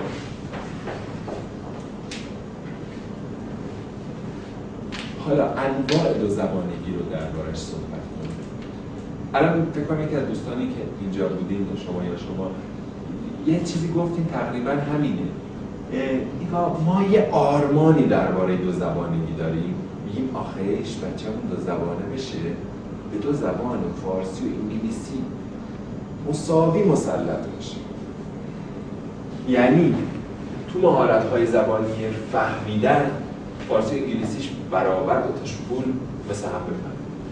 تو مهارت‌های زبانی سخن گفتن فارسی انگلیسی پول راحت برابر هم در یه سطح بتونه صحبت کنه. خواندن و نوشتن اگر حالا جزء مهارت‌های زبانی به حسابش بیاریم توی دوتا برابر میشه. این میتونه به صورت تئوریک همچین شخصی رو ما تصور کنیم که همچین شخصی چقدر جالب وجود داشته باشه، اما در عمل اینو بهش میگیم دو زبانگی همسان یا به قول خارجی ها equal bilingualism. ما در عمل دو زبانگی همسان تقریبا نداریم. یعنی نمیشه در نظر گرفت که یک نفر تو دو تا زبان دقیقاً به یک میزان مستر باشه و مسلط باشه. همیشه یک انسان دو زبانه برفرض توی یک زبانی مسلط‌تر و توی زبانی ضعیف‌تره. پس من ایکوال بایلینگوالیسم بیشتر یک تصور آرمانیه و همیشه ما توی یک زبانی در حالت اکتیو، توی یک زبانی حالت پسیو قرار داریم، فعال و در واقع یه جوری پنهان و حالا درجه دو. اما اگر کسی دو زبانه واقعی باشه و حتی همین زبانه که مثلا این دو زبانه باشه، یعنی که زیر 6 سالگی اینها رو به صورت جذب محیطی یاد گرفته باشه. اگر کسی دو زبانه واقعی باشه، این امکان وجود داره که جای این اکتیو و پسیو با هم دیگه عوض بشه. یه مثال براتون بزنم. مثلا یک خانواده‌ای تا 4 سالگی بچهش ایران بوده، مثل بلبل حرف می‌زده، 1000 تا شعر می‌خونده، بعد مهاجرت کرده به خارج از کشور. و این بچه 4 ساله یهو دیگه از 4 سالگی رفته تو مهد کودک و کودکستان انگلیسی زبان و الان مثلا 14 سالشه. اون میاد مثلا برای اولین بار ایران، می‌بینی که فارسی رو داره با لهجه انگلیسی صحبت می‌کنه. آره مثلا اینجوری صحبت می‌کنه. یه سری واژگان اصلا بلد نیست، یا انگلیسیشو نه اینکه دو تا زبان رو داره قاطی می‌کنه، اصلا معادل فارسیشو بلد نیست. چون این به صورت مکالمه‌ای با پدر مادر در حد آب و نون و نمیدونم اینجوری نرفته مدرسه که درباره این انجماد و میعان و اینا بدونه، مثلا واژه مثلا میگه evaporation، نمیدونه تبخیر رو نشنیده تا حالا. مثلا وقتی با حال یک کم بخواد تخصصی صحبت کنه میگه این evaporation فلان. همین بچه اگر 2 سال بیاد ایران چه اتفاقی میفته؟ جای اکتیو و پسیوش این الان چیه؟ انگلیسیش تو حالت اکتیوه، دو زبانه هست دیگه، چون زیر 6 سال رفته انگلیسی رو یاد گرفت و دیگه همش در معرض اون بوده. انگلیسی چی شده؟ اومده اکتیو شده، فارسی خورده تو سرش، پسیو شده، ضعیف شده چون کار نشده. اما همین بچه 2 سال که ایران باشه برعکس میشه، چون که تو زیر 6 سالگی فارسی رو یاد گرفته، فارسیش اکتیو میشه و انگلیسیش چی میشه؟ پسیو میشه. یعنی اینها وقتی دو زبانگی واقعی باشه، درسته که هیچ وقت در این حالت نیستن و یکیش بالاتره و یکیش پایین‌تره، ولی این ابدی نیست. اینها در اثر این یه مدت در معرض کدومش قرار بگیرن میتونن اون اکتیو و پسیو جاشون رو با هم دیگه عوض کنن. یه جایی بالاخره دوباره به هم میرسن. لحظه رد شدن. آره.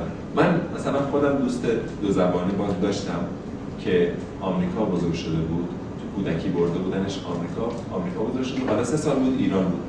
اصلا هیچ کس نمیتونست حدس بزنه که این حتی ممکن انگلیسی بلد بود، چون همه چی فارسی و شعر حافظ بلد بود. بعد میگفت 3 سال پیش که اومدم بعد از سالها ایران زندگی میکنم، حالا مثلا سنش زیاد بود، 40 سالش بود، میگفت 3 سال پیش که بعد از سالها اومدم ایران زندگی کنم لهجه داشتم، کلی واژه‌ها رو فارسیشو بلد نبودم، ولی الان بعد یه مش رمان انگلیسی هم گذاشته بود تو خونه‌اش، تو کتابخونه‌اش، میگم من هر روز اینا رو میخونم چون میخوام مقاله انگلیسی بنویسم، رایتینگ انگلیسی ضعیف میشه به خاطر اینکه تو محیط انگلیسی زبان نیستم. کسی که خودش دو زبانه بود، یعنی این بالا پایین میشه این موضوع. خب حالا بیام سراغ سوال اصلی، چگونه کودک دو زبانه در واقع پرورش بدیم یک کودکی رو به صورت دو زبانه. و اصلا برای این واژه خوبی نیست بگیم، ولی ناچاریم چون اینجوری جا افتاده، برای آموزش زبان به بچه زیر 6 سال چه کارهایی مجازه، چه کارهایی مجاز نیست. گرچه آموزش زبان معمولا وقتی میگیم یادمون به آموزشگاه و شیوه های آموزشی میاد. معمولا بعضی اومدن این روش رو اسمش رو گذاشتن فراگیری، اون رو بهش گفتن آموزش و یادگیری. اینو بهتر بگیم برای فراگیری زبان به کودک زیر 6 سال باید چیکار کنیم. خب من یه نسخه میپیچم، این نسخه رو میاریم، فرض میگیریم که یک بچه از همون هفته 28 بارداری میخوام براش یه پروگرام اجرا بکنه. درسته که یکی بچهش مثلا 2 سال و نیمش میخواد شروع کنه، اما تا زیر 6 سال دیر نیست. نگاه کنید همون مسئله‌ای که باز برمیگرده به همون نیم کره چپ، نیم کره راست، جذب طبیعی یا به صورت نقطه به نقطه بعد A به B به C به 1 به 2 یاد گرفتن. مسئله اینجاست که یادگیری زبان به شیوه جذب محیطی و زبان مادری یک محدودیت زمانی داره. زبانشناسا اسم اینو گذاشتن language window و میگن یه چیزی به هست اسمش گذاشتن پنجره زبانی. توانایی جذب زبان به شیوه زبان مادری گفتن یه پنجره است، این در حال بسته شدنه. خب این language window اوجش تا 3 سالگی، بازه بچه تا 3 سال بازه language window و دیوانه‌وار توانایی جذب یادگیری زبان داره به صورت محیطی و مادری. از 3 سالگی این لنگویج ویندو شروع کنه به بسته شدن و پایان بسته شدنش بین علما به قول فیلم مارمولک اختلاف داره. بعضیا گفتن پایان سن جذب محیطی زبان یادگیری، یعنی در واقع فراگیری زبان، یعنی چند زبانه شدن محیطی 6 ساله. این محافظه کارترین زبانشناسا هستن که گفتن آخرین مهلت ما 6 سالگیه. بعضیا گفتن 8 سالگی و بعضیا گفتن سن بلوغ، یعنی تا زیر سن بلوغ همچنان توانایی چند زبانگی بعضیا گفتن وجوده، بعضیا گفتن نه تا 6. این مختلف هست نظریات زبانشناسا. حالا ما همون محافظه کارترین نظریات زبانشناسا یعنی 6 سالگی رو در نظر میگیریم. خب و بیام یه نسخه میدیم. فرض بگیریم به صورت آرمانی ترین شکل ممکن یک بچه‌ای رو بیایم ما از هفته 28 بارداری چه کار کنیم براش؟ لالایی‌های انگلیسی زبان و شعرهای مهد کودکی انگلیسی زبان که تو زبان انگلیسی بهش میگن نرسری رایمز. به لالایی‌ها میگن لولابایز. لالایی‌ها و نرسری رایم ها رو برای بچه‌ای که هنوز به دنیا نیومده از هفته 28 بارداری روشن کنیم. خب ضرر که نداره، لالایی ها خیلی یه آواز ملایم، معمولا یه خانومی داره با آواز ملایم یه چیزی میخونه. کسی نمیتونه بگه نه این اگر این کارو بکنیم ضرر داره.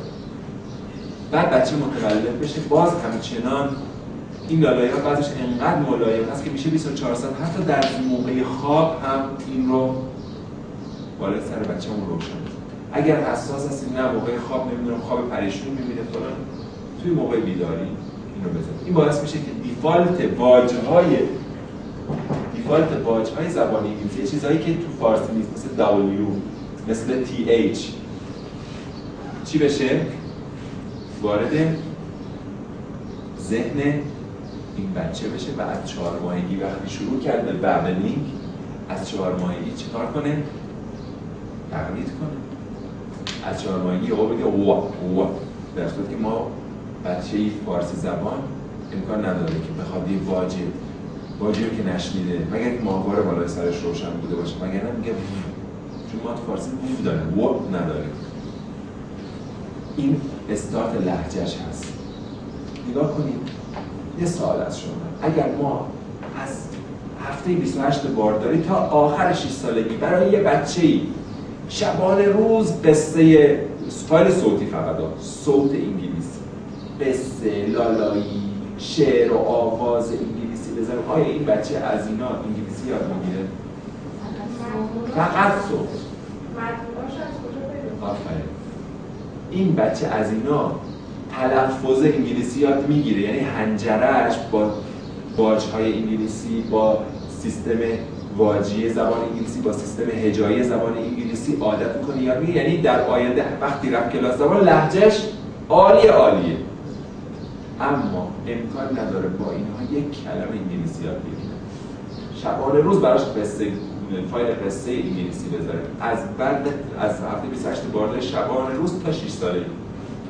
فقط اگر صوتی باشه نمیتونه زبان یاد بگیره، ولی برای لهجهش، برای تلفظاش خوبه. چرا نمیتونه زبان یاد بگیره؟ همونطور که فرمودن خب مدلولا رو از کجا یاد بگیره؟ یه مثال براتون بزنم، برای خودمون پیش اومده. ما تو مهد کودک بهمون چند تا سوره کوچیک قرآن رو جزء 30 قرآن یاد میدادن دیگه، نه؟ قل هو الله احد الله الصمد لم یلد ولم یولد ولم یکن. آیا ما از شنیدن و یاد گرفتن دعای چه میدونم توسل و سوره های کوچیک قرآن زبان عربی تونستیم یاد بگیریم؟ فهمیدیم قل یعنی چی؟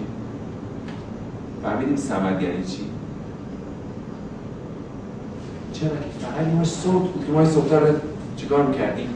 تکرار میکردیم. ولی اگر که یه تصویری هم در کنارش بود، اون وقت در کنار تصویر ما زبان رو یاد میگیم، چون که مدلوله تو تصویره همراه با صوت، یعنی دال و مدلول همراه با هم میاد.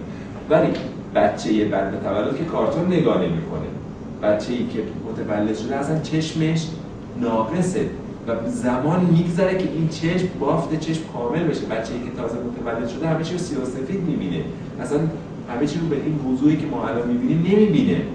بنابراین ما از هفته 28 بار داریم تا ماه 4 فقط فایل صوتی میذاریم، هرچی بیشتر بهتر.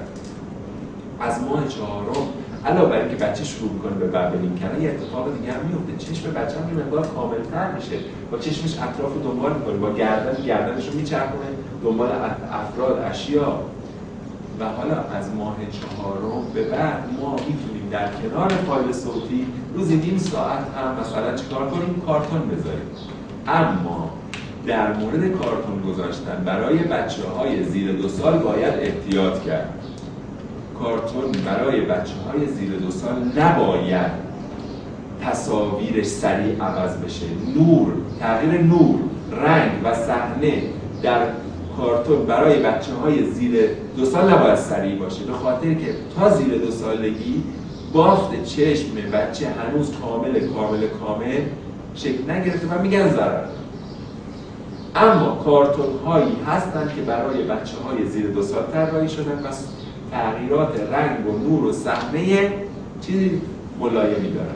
همین بیبی انیشتین که فرمودید، درسته که یک برنامه آموزش زبان نیست، برای هوش و استعداد خیلی خوب هست، اما این رو یک افراد دانشگاهی تهیه کردن، یعنی اعضای هیئت علمی دانشگاه تو حوزه در واقع آموزش کودک این رو تهیه کردن. اون تغییر CD بیبی انیشتین، برنامه‌های بیبی انیشتین تو کاتالوگش برای بچه‌های 8 ماه تا 3 ساله هست.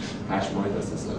یعنی برای چشم بچه 8 ماه بیبی انیشتین ضرر نداره. یعنی اگر یک کارتونی رو دیدید، حالا کاتالوگش در اختیارتون نیست، نمیدونید که حالا این برای بچه زیر 2 سال مناسب هست یا نه، با بیبی انیشتین مقایسهش کنید. اگه بیبی انیشتین رو، چون یه چیز عمومی است و خیلی دارن و دیدن، اگر تغییرات نور و رنگ و صحنه‌اش بیشتر از بیبی انیشتین بود، حتما برای بچه زیر 2 سال مناسب است. اگه در اون حد یا ضعیف‌تر بود، ضرری نداره، مشکل نداره. خب ما یواش یواش کارتون رو هم از 4 ماهگی، حالا اون جهتی که سر بچه است، معمولا بچه 4 ماه خوابیده دیگه، اون جهتی که سر بچه هست کارتون روشن. ممکنه توی نیم ساعتی که این کارتون روشنه مجموع 4 دقیقه نگاه کنه، مثلا 30 ثانیه نگاه کنه، بچه تمرکز نداره دیگه، حواسش پرتش روشو برگردونه، دوباره 30 ثانیه دیگه نگاه کنه، حواسش پرت کنه، روشو برگردونه، هیچ اشکالی نداره، بالاخره داره تصویر رو می‌بینه و داره یواش یواش کمی به کارتون عادت می‌کنه. و ما این زمان کارتون رو هی بیشتر می‌کنیم، زمان فایل صوتی رو کمتر. یواش یواش کاری می‌کنیم که فایل صوتی رو قصه و اینا بشه برای موقع خوابش. موقع خواب که دیگه نمیشه تلویزیون روشن کرد برای بچه که. پس موقع خواب براش لالایی می‌ذاریم، قصه می‌ذاریم که با اینا گوشش عادت کنه و بخوابه. موقع بیداری براش کارتون می‌ذاریم. حالا یه بچه 2 ساله رو در نظر. خب این بچه داره از این کارتون‌ها و اینا چیکار می‌کنه؟ از این کارتون‌ها و اینها تو کارتون چی هست که تو فایل صوتی نیست؟ مدلول هست. میگه جام میپره، میگه جام میپره، میگه جام میپره. توی قسمت کارتون ممکنه 100 بار، حالا 100 بار نه 20 بار 10 بار بگه جام و این حرکت پریدن اتفاق میفته. و این کارتون رو این بچه تو این که 20 بار این اتفاق میفته، خود این بچه بیش از 20 بار این کارتون رو نگاه میکنه. ممکن 2000 مرتبه 200 بار این کارتون رو نگاه کنه. پس یه روز می‌بینید بچه‌تون که کارتون انگلیسی داره نگاه میکنه، تو خونه داره میپره هوا، میگه جام، آی جام. چرا که اون موقعیت داره براش تداعی میشه و تکرار میشه. بعد تو موقعیت خطر قرار میگیره، اون شخصیت کارتون میگه هلپ می، بچه شما میگه مثلا میخواد بیفته میگه هلپ می. این یعنی زبان آموزی، این جمله هست. تا اینکه بخوام اینوش کلمه فکر کنیم، کلمه یعنی زبان آموزی. توی زبان دال و مدلول هست دیگه. مادره پوتینای بچه‌شو میاره، میگه you must wear your boots، میگه باید پوتین. دوباره بارها توی قسمت کارتون 4-5 بار مادره این پوتینا رو پای بچه‌اش میکنه. بچه میفهمه این بوته. you must wear your boots. چون با مادر خودش هم برخوردار داشته، در واقع به طور ناخودآگاه ماست رو هم معنیش رو میفهمه، ولی نه با یه بار، نه با 1 ماه، نه، یعنی در عرض فکر کنید 4 سال یک بچه حداقل روزی 2 ساعت در مقابل کارتون باشه. خب حالا درباره کارتون و ضررهای کارتون داد سخنها داده اند که بچه اگر کارتون بیشتر از نیم ساعت ببینه خشن میشه، نمیدونم پرخاشگر میشه، اینجوری میشه، اونجوری میشه. حالا این حرف‌ها در واقع یک جوری چی هست؟ یک جوری تعمیم دادنه. یک چیزی، یک جزئی رو به کل تعمیم دادن تو این حرفا. مثل اینکه من به شما بگم هر گونه قرصی اگر شما بخورید اعتیاد آوره. درسته که اغلب قرص‌ها مثلا اعتیاد آور ممکنه باشه، ولی آیا مثلا قرص آموکسیسیلین، مثلا قرص‌های قرص‌های آنتی بیوتیک هم اعتیاد آورن؟ هر کس آنتی بیوتیک خوردم اعتیاد به آنتی بیوتیک پیدا میکنه؟ نه دیگه، هر قرصی که اعتیاد آور نیست. حالا چه کارتونی بچه‌ی ما رو پرخاشگر میکنه؟ کارتونی که صحنه‌های خشن داشته باشه. توی بازار پر از کارتون‌هایی که منفجر میکنن، به هم شلیک میکنن. بله، این برای رنج سنی بچه زیر 6 سال که تهیه نشده، این کارتون‌هایی که با تانک و مسلسل و اینها به جون هم دیگه میافتن. و بعدم یه اشتباهی که ما داریم، فکر میکنیم اون کارتونی که با تانک و مسلسل به هم دیگه شلیک میکنن خشنه. نه، ثابت شده که کارتون، شاید تعجب کنید، کارتون تام و جری برای کودک زیر 6 سال جزء کارتون‌های خشن حساب میشه. با لذت هم نگاه میکنن بچه‌ها تام و جری رو. چرا برای بچه زیر 6 سال کارتون تام و جری خشنه؟ خب خشنه. مثلا دیدین یهو اتو داغ میندازه رو کمر گربه، کلی هم میخنده و اینا، بعد یک ثانیه بعدش هیچ آثاری از سوختگی رو کمر گربه نیست، داره دنبالش میره. یهو برق برق میشه مثلا. خب بعد میچسبه به هم. اینا برای ما فانه، خنده داره، میخندیم. بچه‌مون هم میبینه میخنده، ولی بچه ضمن این که میخنده فکر میکنه طوری نیست. حالا یه نفرم اگر برق برقش کردیم و تو داغم گذاشتیم رو کمرش، پا میشه میخنده و یه ثانیه بعدش طوریش همون لحظه جیغ میزنه، بعد طوریش نیست. البته کارتون ها کاتالوگ دارن، کارتون های معتبر به وسیله شرکت هایی درست میشن که این شرکت ها خودشون چندین کارشناس و استاد دانشگاه روی نکات مثبت و منفی این کارتون ها در واقع تحقیق میکنن. کارتون ها رنج سنی دارن. باید ببینیم کارتونی که داریم برای بچه‌مون میذاریم رنج سنیش میخوره یا نه. هر چیزی که انیمیشن بود و بچه‌مون علاقه داشت نباید براش بذاریم. برای اون ممکنه طراحی نشده باشه. دیگه از تام و جری فکر می‌کنیم مثلا دیگه خب تام و جری که خوبه، مشکل اخلاقی فرهنگی نداره، بذارید براش. نه، باید به کاتالوگش نگاه کنید. بهترین کاریه که اسم کارتون رو توی ویکی‌پدیا سرچ کنید، نوشته که این برای چه، یا اصلا توی ویکی‌پدیا چرا، توی گوگل مثلا اسم کارتون رو چیز کنید، بعدش بنویسید age range می‌نویسه که بین 3 تا 7 سال. حالا اشکال نداره کارتونی که بین 3 تا 7 ساله 15 16 ساله ها میشینن نگاه میکنن لذت، اون اشکال نداره. زیر 3 سال بهتره که نگاه نکنن. این بحث زمانو که فرمودین شما، مثلا روزی نیم ساعت بعضی اعتراض دارن بیش از این ممکنه مضر باشه. خب بحث زبان آموزی بحث خاصیه، یعنی یکی از جوانب موثره، ولی عمده ترین نکته اینه که بچه، به خصوص بچه‌های امروزی که حالا تک فرزند مثلا اکثرشون اینا، بیشتر وقتشو پدر مادرها فرصت نمی‌کنن اکثرا دو طرف شاه بدن، بیشتر وقتشو پای تلویزیون و عمدتاً پای کارتون بگذرونه و این تعاملات اجتماعی رو و فردی رو توش تخصص پیدا نکنه و واقعیتیه. حالا اونم خدمتتون عرض می‌کنم، این صحبت شما کاملا درسته. خب این یک چیز دیگه بگم بعد میام خدمت این صحبت شما. یک کارتونای دیگه هم برای بچه‌ها مضره و اون کارتونایی که تخیلی هستن، نه اینکه کارتون خوش، کارتون خشن اصلا نباید بچه ببینه. کارتون خشن اصلا نباید. ولی آیا کارتون تخیلی هم اصلا نباید ببینه؟ نه. کارتون تخیلی یک بچه‌ای 1/4 الی 1/3 از وقتش رو اصلا شاید باید کارتون تخیلی رو، چون کارتون تخیلی قوه تخیل بچه رو چیکار میکنه؟ تقویت میکنه. همین چه میدونم نقاش‌ها، این موزیسین‌ها به خاطر قوه تخیل بالاشون که بوده تونستن این آثار هنری بالا رو خلق کنن. پس داشتن یه قوه تخیل قوی فی نفسه بد نیست، ولی اگر که یه بچه‌ای روزی 2 ساعت پای کارتون، تمام 2 ساعتش کارتون تخیلی می‌بینه، چوب سحرآمیز میزنی و بال در میاره، اسب بالدار میاد سوار میشی میری، نمیدونم این اتفاقا میفته، این دیگه بچه جهان واقعی و جهان تخیل رو نمیتونه از همدیگه تمیز بده و تشخیص بده. کارتون تخیلی خوب هست ولی در حد 1/3 وقت بچه کارتون تخیل، بقیهش کارتون های رئال باید باشه. و این چیزی که میفرمایند درست هست، تماشای کارتون نباید در حد اعتیاد باشه. اعتیاد به هر چیزی مضر، نباید آنقدر باشد، اینی که میفرمایید نباید آنقدر باشد که بچه را از تجربه جهان بیرونی باز دارد. یعنی بچه بالاخره درسته که ما الان تو محیطامون مثلا اسب وجود نداره، بچه ما همون بهتر که بشونیمش پای کارتون، تو کارتون یه اسبی ببینه، بشونیمش پای کارتون، تو کارتون یه سری جانورا و یه چیزای طبیعی و علمی و بچه از کارتون خیلی چیزای خوب میتونه یاد بگیره و همینطور هم چیزای بد ببینه. اما بالاخره تو همین جامعه صنعتی در و داغونی که ما داریم زندگی می‌کنیم، بالاخره درخت که هست، گنجیش که هست، نباید جوری باشه که بچه ما درخت هم تو کارتون دیده باشه. همین چیزایی که مثلا تو پیاده رو خونمون هم هست دیده باشه ولی تو کارتون دیده باشه، گنجیش هم تو کارتون دیده باشه، خاک هم تو کارتون دیده باشه.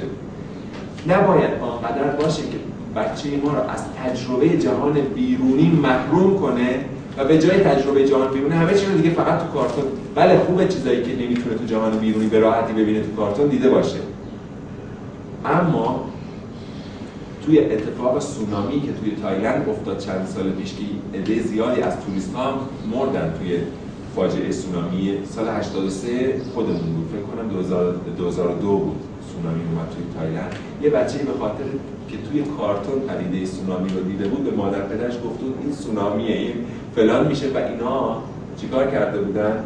مثلا بچه 12-13 ساله بود توی کارتون اینو دیده بوده، اینا حرکت کرده بودن وقتی که مثلا امواج بلند شده همه توریستا وای چه جالب مثلا این امواج 5 متری داره میاد سمتمون، این بچه گفت این سونامیه، این الان مثلا امواج 5 متری میشه 15 متری و همه ما غرق میشیم و اینا نجات پیدا کرده بودن.